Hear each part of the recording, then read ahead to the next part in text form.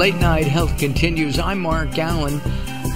We're going to take a look at a mind, body, spirit segment right now. And we have on our phone line the author of a new book. It's called Bolivar Heights, When Failure is Not Final.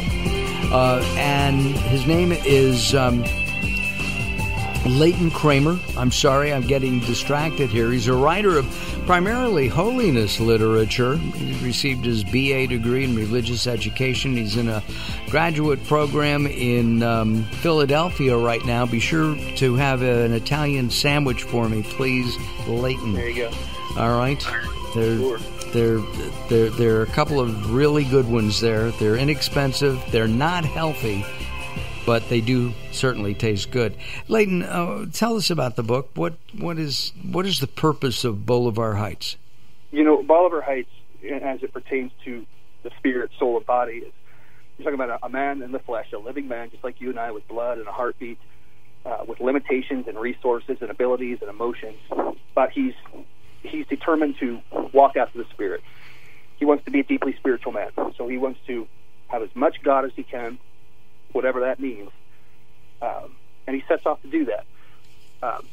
The understanding he needs to have is that while that's a noble and wonderful thing, he still has a human body with human limitations and resources and abilities. And so when you walk after the spirit, you still have a flesh to deal with. And if you don't account for that variable, like someone said, you might become a maniac instead of a monk. This gentleman, Clay Keen's leading character, he does have like a spiritual collapse, hopefully a restoration. But that's one of the lessons he needs to learn. Being deeply spiritual is trichotomy, and he needs the help of another world. It's not something. It's like trying to fly without wings to be deeply spiritual. It's just on your own. So, is this book designed for Christians? Everybody? Can a Muslim get something? Can a Jewish person get something? Can a Buddhist? It is a Christian theology in terms of the book. Clay Keen's a Christian. It's for anybody. I challenge anybody to read it and not see themselves in it somewhere. And it wrestles with philosophical and theological truths that we all wrestle with. You know, why am I here? And where am I going? Is there a God? And if so, how does that impact me?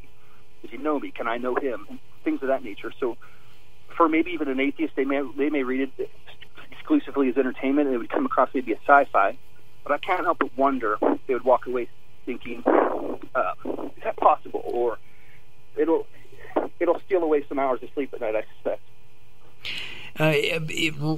You jumped the gun on me, and that's good, because I was going to ask, can an atheist read the book and get something out of it? And you're saying absolutely. You know, the big question is, why are we here? It's right. Not we collectively, because most people don't care about we collectively. We only care about me, not we. Absolutely, and it's very personal in that way. In terms of, I do, and I highly suspect, man, woman, wherever your X is on the map, your culture, your background, your belief system, you'll see yourself in Bolivar Heights. In part because there are common denominators in the human race that we all wrestle with, philosophical, theological, but also personal, like you mentioned, and things of that nature. What if I die right now? You know, I think at one point or another, we all slow down in the happy meal microwave age that we're in, and we wrestle with realities like that. Or even time and space. You know, billions of years ago, what was there? How do we really know? And billions of years forward, the human mind, we can grasp the reality of billions of years. But the concept of eternity, I can't get my arms around that. Or even space. I can't get my arms around billions of years, and that's something that you know, I've talked to some people who believe that, you know, the Earth is only, 6,000 years old. Right. When, yes, but at the same time, it doesn't make sense because we know that there are things that are tens of thousands of years old. Sure. How do you how as a Christian? How do I reconcile that? Yeah.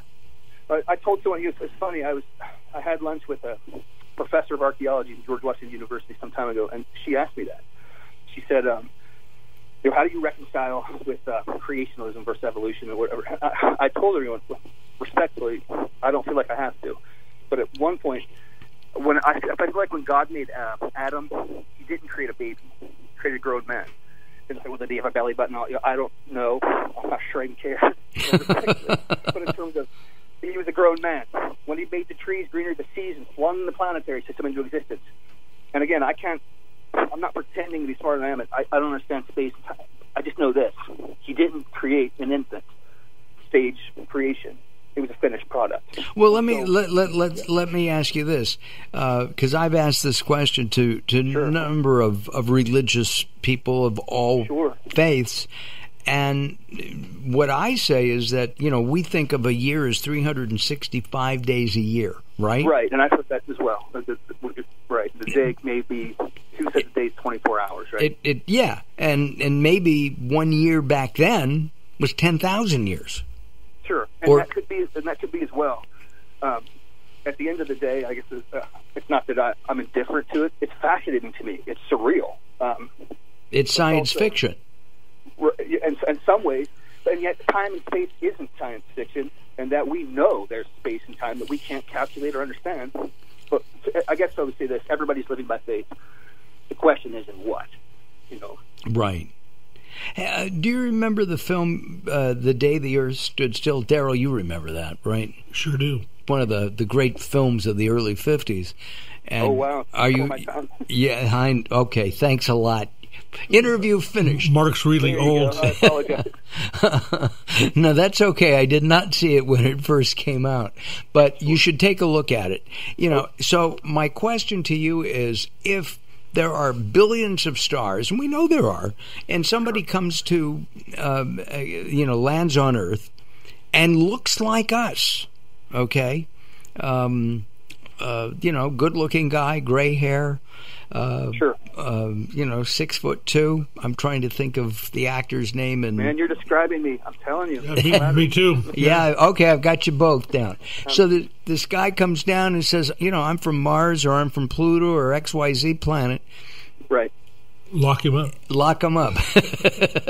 But at the same time, here's a spacecraft. You see it. Does he have a soul? The question is, does he have a soul? Here's what I think when you tell me a scenario like that. I don't do hypotheticals. At the same time, this is an hypothetical to me in this regard. When I look at creation and the things that you described, to me, it all points to God. How could it not be? It's like saying an ink pen exploded and wrote the dictionary. To me, it's intelligent design beyond measure. In terms of the human, do I think that there may be life out there? I suspect there is, because how could there not be? Almost it's a creative God who's creating. We just look at the science of an eyelash, even, or even a grasshopper's foot. It is mind-boggling. An atom, anything in creation, when you begin to break down the science of it, to me, it looks fearfully and wonderfully made. Interesting. When it comes to man, though, humanity and the soul, you gotta look at that. When was the time that you knew, Leighton, that there was something bigger than us? I had a sense of the supernatural as a boy. I couldn't articulate or understand it, but I did recognize it. And I was petrified by certain elements of it, because some of it is dark.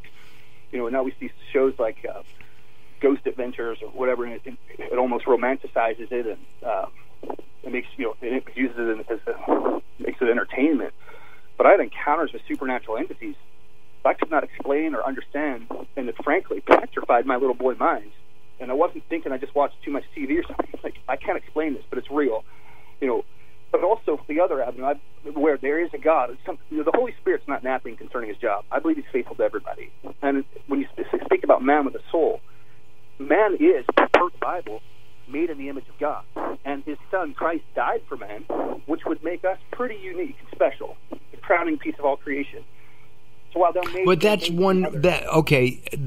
that's your point of view, right? But I'm not looking at it through a spiritual lens, right? I look at everything through a spiritual lens. Okay, so so you've got your spiritual lens on, and that's great. Can you also accept that a Muslim has their spiritual lens? Of course I do. And when I look at church history, when I tell people this, they say, Leighton, why aren't you Hindu? Or why aren't you Muslim? Have you studied Hinduism? Why aren't you Hindu? I tell them, I study Christianity, and that tells me all I need to know about it. And it works for me. It's very personal to me, and it's very real to me. I I know if I were going to do a conversation in terms of church history, as Muslims and the Reformation and the Dark Ages, they were their methods are really starkly different, and somebody does have to be wrong. There were, or maybe we just all have to sit down and have dinner together, and I don't know if all Muslims would do that. In terms of their doctrine, is to behead you, not to win you over. It's to eliminate you. Well, that's only a certain part, Leighton. That's only a certain. That's the ones that, there are exceptions to the rule. That's right. But and most Muslims don't do that at all. All right, hold on a second because we're going to go to a break. Our guest is Leighton Kramer, and he has he's written a new book, Bolivar Heights, When Failure is Not Final. And what we're going to talk about in our next segment with Leighton is when failure is not final, and we'll push aside the spirituality a little bit. Join us at latenighthealth.com, latenighthealth.com. I'm Mark Alyn, along with the insane Daryl Wayne, and we will return in just a couple of moments. By the way, we haven't announced this officially, but Late Night Health has just won several awards, communicator awards, and I congratulate our senior producer, Daryl, and my partner on that. Thank you, sir, for all of your hard work. We'll have some information up on Late Night Health about that in the next couple of days. All right, we'll be back. And to you as well. Thank you. Welcome to Guide to the Soul. This is Robert Clancy. It is only in the darkest of your hours that the light becomes that much easier for you to see.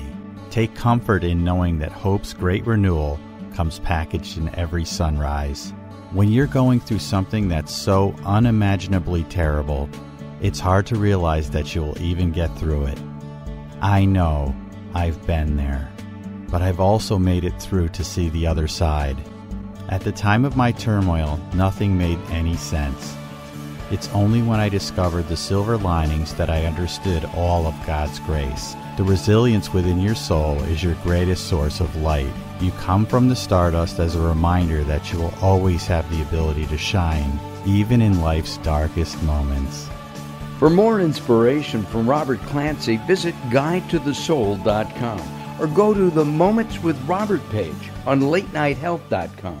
Recently, I met Jacqueline from Bright here in Los Angeles. She gave me a hearing exam and then showed me how to hear again with the new Signia Pure Series hearing aids, and she can give you your life back too. I hear birds chirping, birds cooing, and even my wife. They easily connect to my smartphone. The Signia hearing aids are amazing, and with the charge and go, I don't have to fiddle with batteries and hear all day long. Not hearing is frustrating for you and your family. I know you don't have a problem, but trust me, call Bright Here now for a free hearing exam, a $125 value, yours free, just for making an appointment now. There are offices throughout the Los Angeles area. Call Bright Here now at 323-424-7100. That's 323-424-7100 for a free hearing exam. There's no obligation. Call now, 323-424-7100, or visit them on the web at brighthere.com.